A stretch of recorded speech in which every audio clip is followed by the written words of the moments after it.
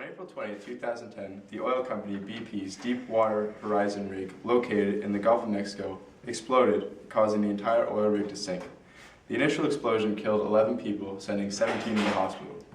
When the oil rig sank, a long pipe called the riser, which brings the oil from the bottom of the sea to the rig, broke off and sunk, and then laid on the bottom of the ocean, spilling 200 million gallons of crude oil into the Gulf of Mexico for 87 days.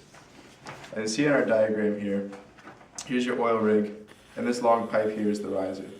So when it was bringing the crude oil up to the rig, and the rig exploded, it crashed down at the bottom, breaking the riser pipe while oil was still being pumped into the pipe, which sent oil all the way up into the water. Once the oil is in the water, it has a large effect on the water, because oil is non-polar. Therefore, when the oil leaked from the riser, it did not form a miscible solution with the water, which is polar.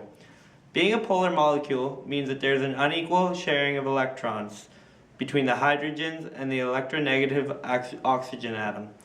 Therefore, only hydrophilic compounds are miscible in water. Oil is made of hydrocarbon chains, making it nonpolar, meaning it is hydrophobic.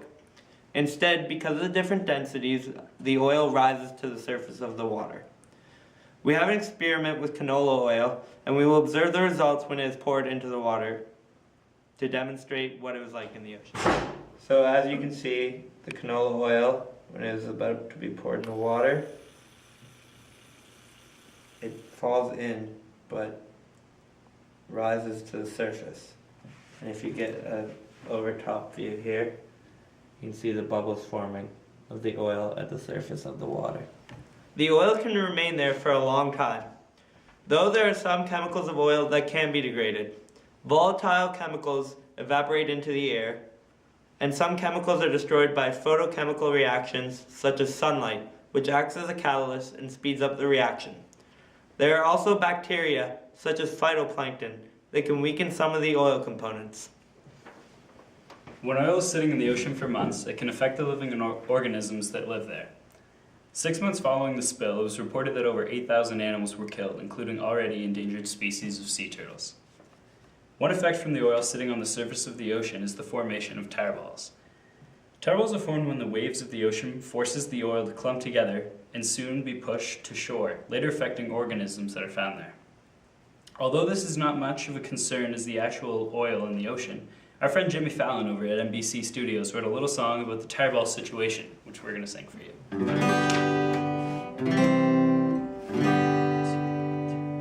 The oil spill by BP has left tar balls all over the sea. So don't go swimming down in the south unless you want tar balls in your mouth.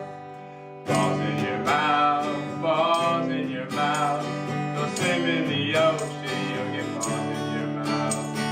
Balls in your mouth, balls in your mouth. Don't swim in the ocean, you'll get balls in your mouth. Balls in your mouth, balls in your mouth. Don't swim in the ocean, you'll get balls in your mouth. Balls in your mouth, balls in your mouth. Don't swim in the ocean, you'll get balls in your mouth. Balls in your mouth. Don't go swimming. Don't go swimming.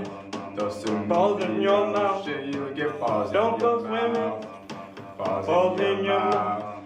Balls Don't in go your swimming. mouth. Don't go swimming. You'll get balls in your mouth. Balls in your mouth. Balls in your mouth. Go swim in the ocean, you'll get balls in your mouth. Balls in your mouth, balls in your mouth.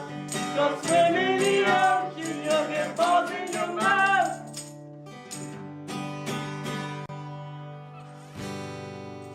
The oil spill by BP has left tar balls all over the sea.